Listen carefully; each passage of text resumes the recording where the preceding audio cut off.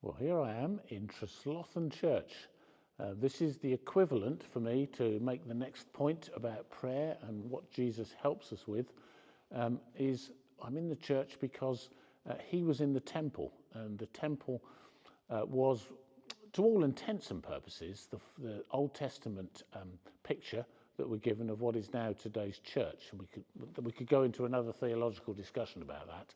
But the main point is in Matthew 21 and in other parts of the Gospels also, it gives us the fairly well-known story of Jesus overturning the tables of the merchants who were selling wares inside the building and saying, in amongst all of that, this is a house of prayer.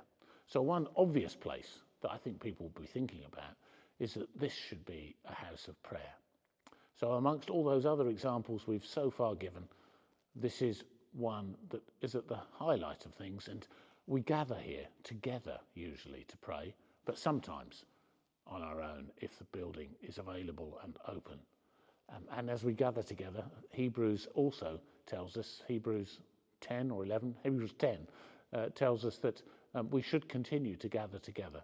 And of course within that it is that we should pray. Okay. When Jesus was being baptized, one of the things he definitely did right at the start was to pray. He prayed for the event, and as he did so there was a tangible sign of God's presence with him.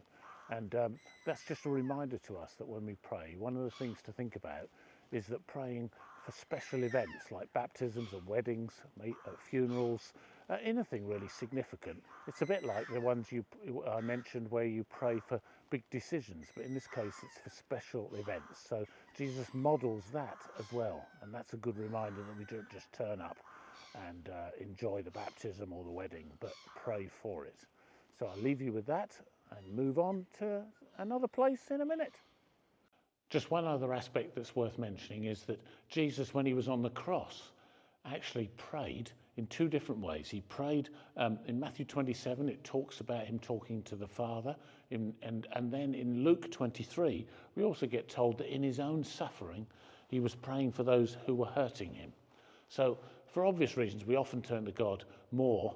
We shouldn't, but we turn to him often more when we're suffering rather than when we're happy. And that's another challenge for another day. But certainly when he was suffering, he prayed to the Father, and he also prayed for those who were hurting him in that process. So let's learn from that one as well. For this last little snippet, I just thought I'd position myself with a view of St Ives Bay in the background. You might not see it very well today, but we're quite high up, further Camborne area anyway, not quite top of Calne Brae, but close.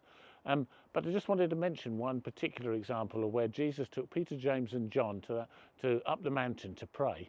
And it's the passage that's normally called the Transfiguration, where amazing things happen. But they happen because Jesus said, let's go up the mountain together to pray.